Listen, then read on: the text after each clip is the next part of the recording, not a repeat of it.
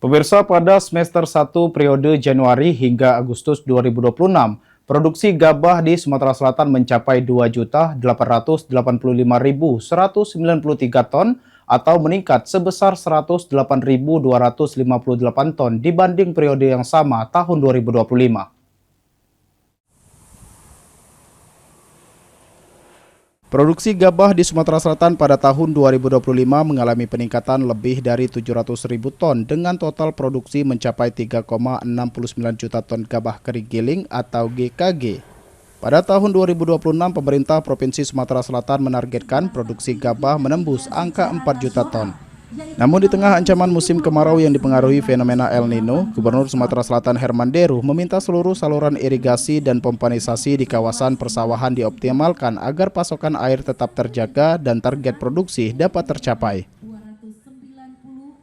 Solusi, mending kita keluar pembiayaan untuk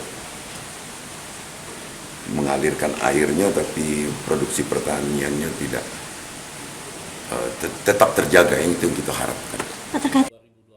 Sementara itu, Kepala Dinas Pertanian, Tanaman Pangan, dan Hortikultura Provinsi Sumatera Selatan, Bambang Pramono mengatakan, pada semester 1 periode Januari hingga Agustus 2026, produksi gabah Sumsel mencapai 2.885.193 ton.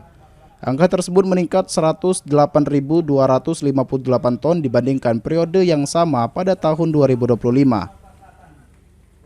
Produktivitas kita di tahun lalu itu sudah mencapai 5,7 ton per hektar. Ini termasuk 5 provinsi tertinggi produktivitas rata-ratanya per hektar secara nasional.